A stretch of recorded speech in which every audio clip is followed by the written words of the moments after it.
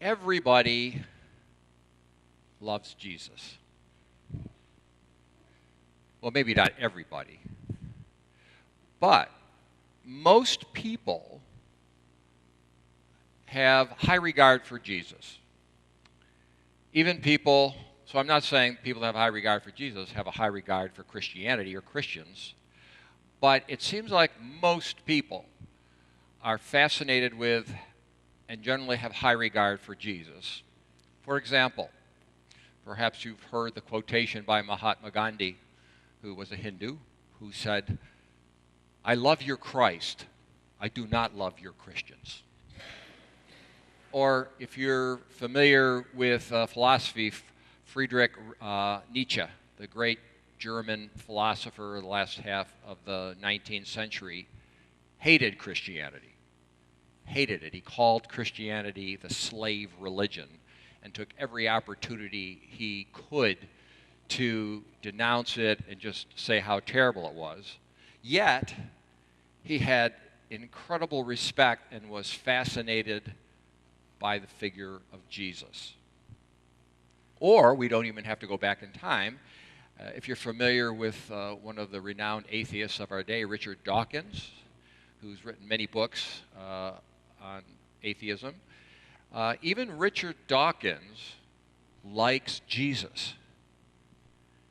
In fact, there is a group, if you want a t-shirt, you can get a t-shirt that says Atheists for Jesus.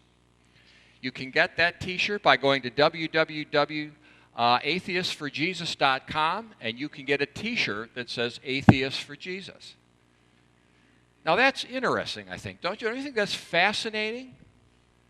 That even though many of these people have no regard for Christianity or Christians in general, yet there's something compelling, there's something fascinating about this man, Jesus. And so what I would like to do this morning and the next few Sundays is do a little mini-series on who is Jesus, and roughly it's based on the Bible study I'm going to be leading, Introduction to the New Testament. If you were here this summer, we've really focused on the Old Testament stories, trying to get a sense of that. And so today and the next few weeks, we're going to be looking more at the New Testament, but really when you're looking at the New Testament, the very hub, the very center of the New Testament is Jesus. And so we're going to focus on who is Jesus. Now today, we want to focus on Jesus' humanity, Jesus as a human being. When I was younger, and years before, there would always be scholars who would say, well, we don't even actually know if Jesus existed. You know, he could be a figment, it could be an invention. We don't actually know if Jesus actually existed, but really, there's virtually no scholar, there's no reputable scholar in this day and age that would deny that there was a man named Jesus who lived and died. I mean, I think we're past that, well, he didn't really exist. You know, archaeological evidence and other findings, it's pretty widespread that any reputable scholar is going to say, yes, Jesus existed. They won't say he's the Son of God or won't attribute any of the miracles, but they will say. So what in general do scholars agree on about Jesus? Well, they believe that he was born between 7 and 2 BC. Now you might say, well, why wasn't it 0? That's because the monks who did the calculation later on in the Middle Ages made some mistakes. So in general, scholars think he was born between 7 and 2 BC. He lived in a very insignificant village in Palestine called Nazareth. He spoke Aramaic. He may have spoken Hebrew. Likely he spoke Hebrew and perhaps Greek. He was baptized by John the Baptist. His ministry was really limited to the 2 regions of Galilee and Judea. And he was crucified by Pontius Pilate, who was the Roman prefect. And they estimate the crucifixion was somewhere between 30 and 36 AD.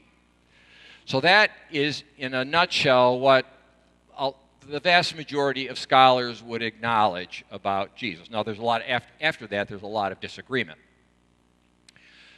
But archaeologists have discovered quite a bit. So let's talk about Nazareth. There's a very interesting story. In John chapter 1, when Jesus is calling the disciples together, we're told that Jesus is calling Philip. So Philip then goes to Nathanael, and he says to Nathanael, "Come and see. I think the person that is Messiah, the person that Moses prophesied about, is here." And Nathanael's, so he says, "Come and see Jesus of Nazareth." Now, Nathanael does not jump up and say, "Oh, I am so excited." Nathanael says this. I can almost see the cynical look on his face, and he says, "Can any good thing come from Nazareth?" It's like, think of some podunk town that you don't have any respect for. That's where Jesus was from. He wasn't from New York City or San Francisco or Boston. He was from this really nothing town. Can any good thing come out of Nazareth? The population of Nazareth, archaeologists have determined, was under 400. Under 400 people. There were no paved roads. There were no public buildings. They found no inscriptions. There is no imported houseware.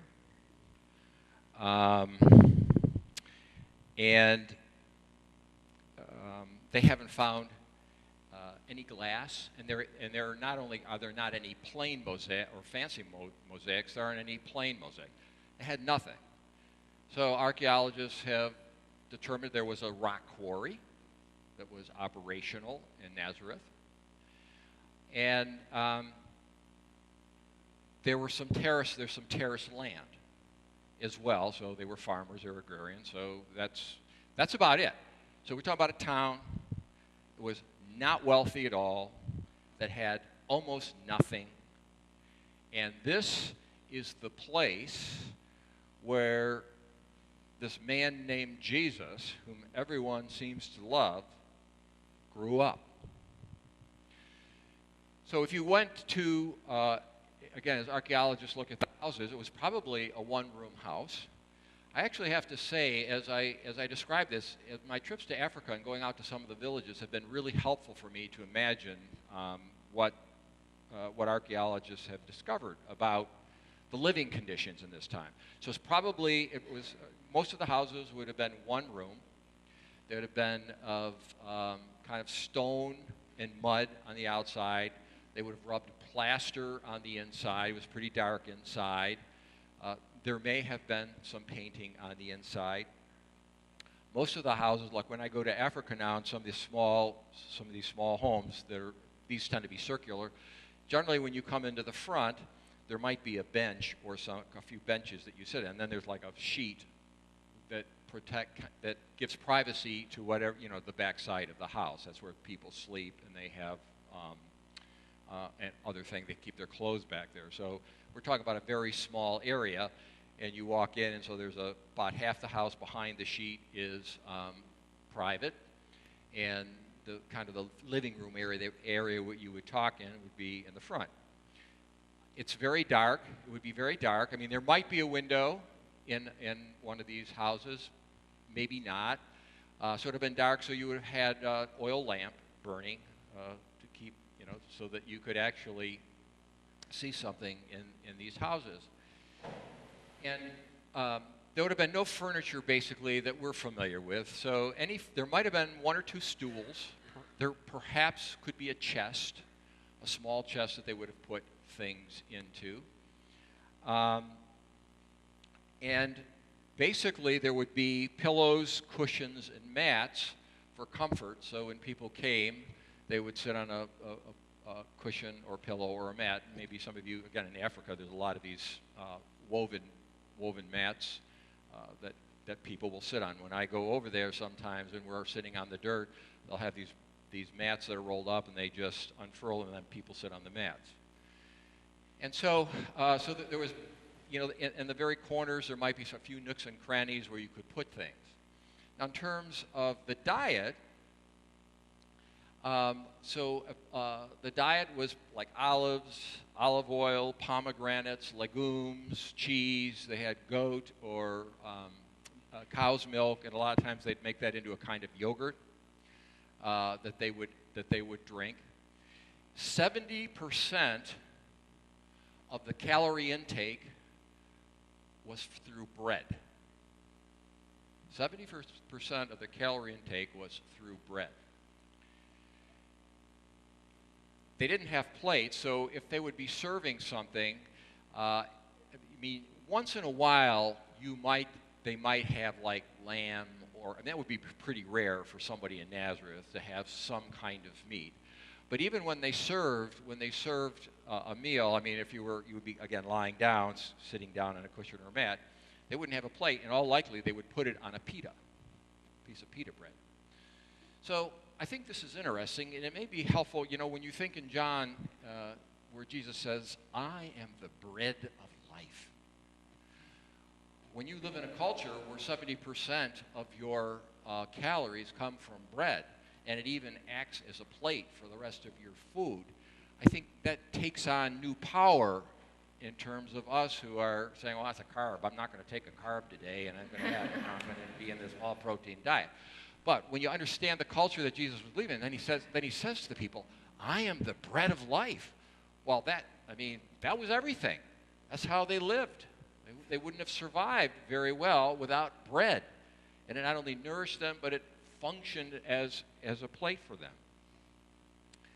And you know the average life expectancy for a Palestinian male at this time?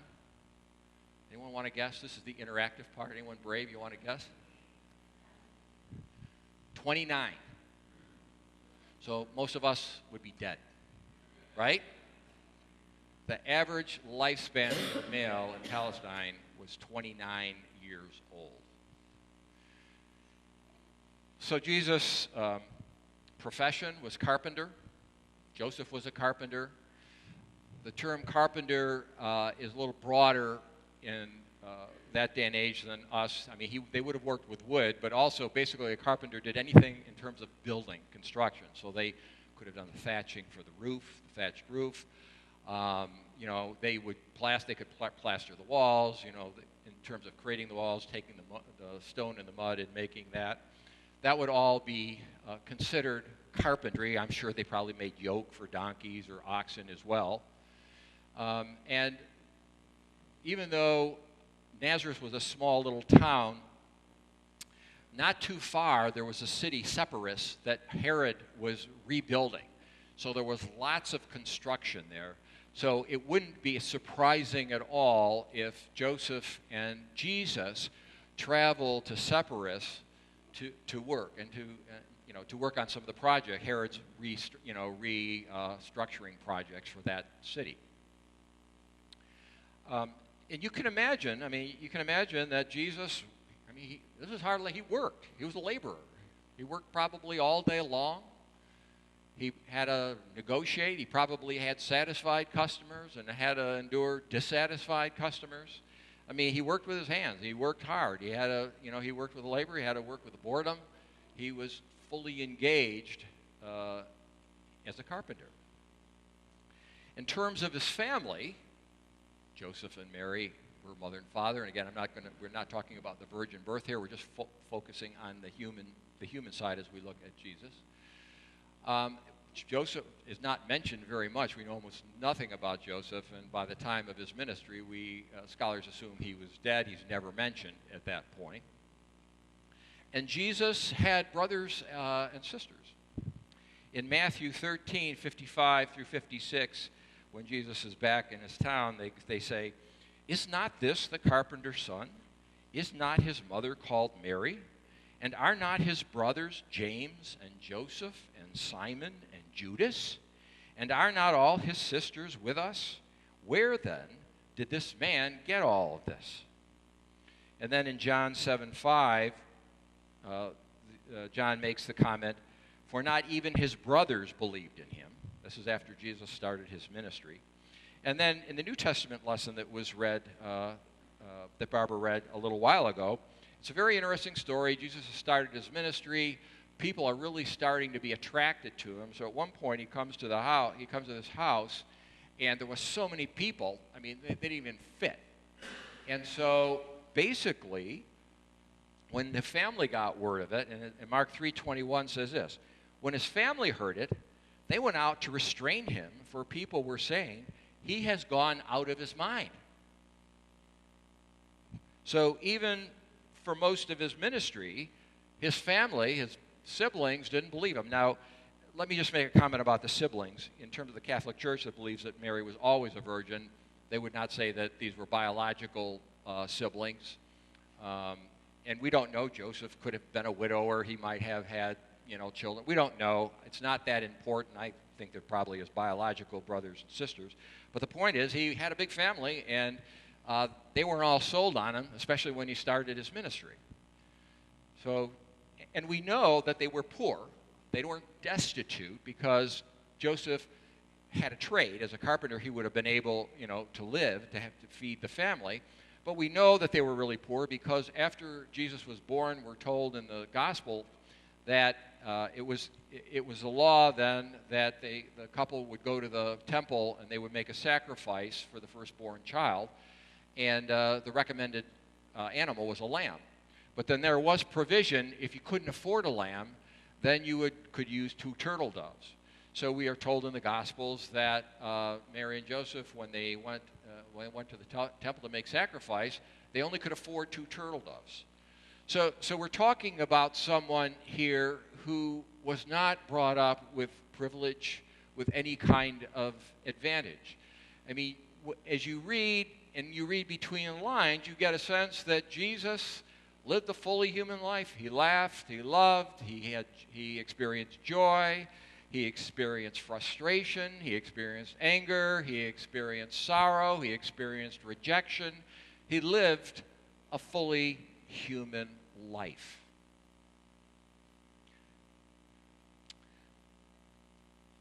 Now the question might be, well, so what? I mean, what's the point? What's your point, Phil?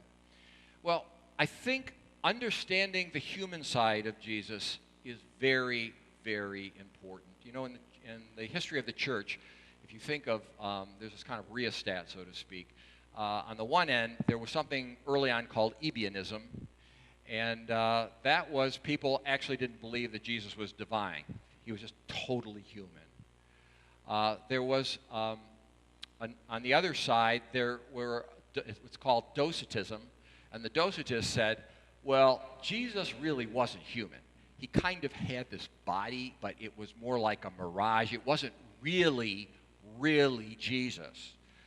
And so there's always been this kind of tension in understanding who Jesus is. I think a lot of Christians tend more to the Docetism side, but there are some that go more to the Ebionism side.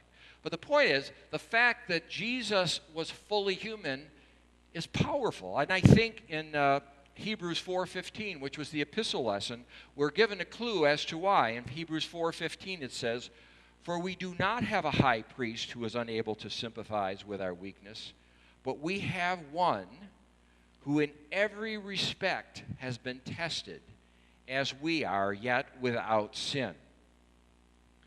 Jesus knows what it's like to be human. Jesus, when we cry out to Jesus, we're not crying out to someone who has a theoretical knowledge of what humans are and what they like, but who have never experienced it, who have never experienced the feet in the dust, the shoes on the dust kind of experience. We have someone who totally gets it. In fact, gets it in a way that most of us have been brought up in far more privilege, with far more luxuries that he ever could even have dreamed of. He knows. He came in, he was born on the low side of the social ladder. There weren't many people socially below them. They were the sinners, the tax collectors that were below them, but they were poor. They'd had no advantages.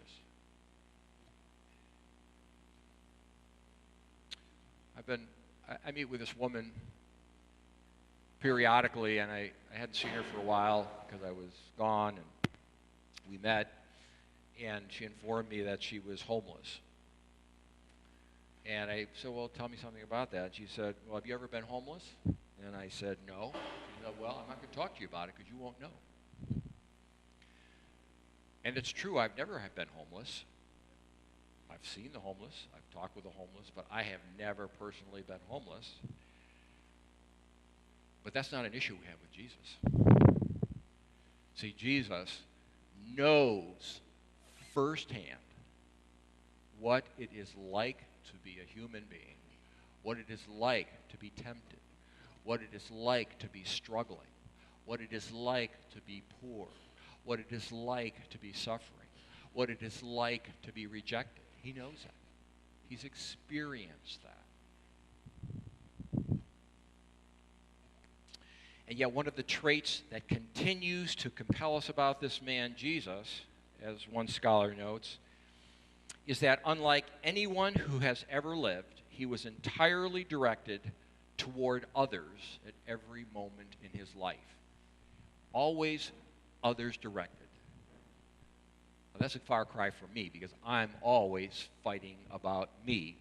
How does this make me feel? What do I want? What do I know? This person's driving too slowly. I want to get out of my way.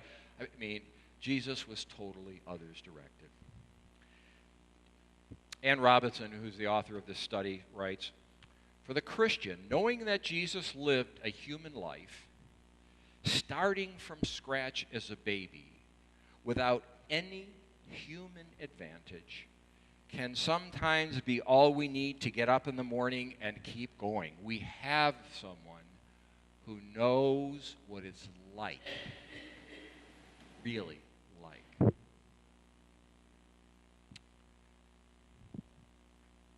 And yet, is that enough, do you think, in terms of why Jesus is so liked?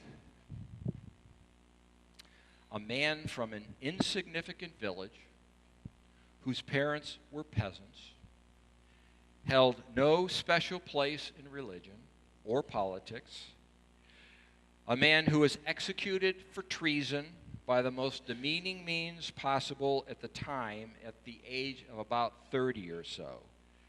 This, as one scholar writes, is not the biography you would expect from someone who has human history divided into time periods before his death and after his death, or whose name is synonymous with a major world religion 2,000 years after his execution.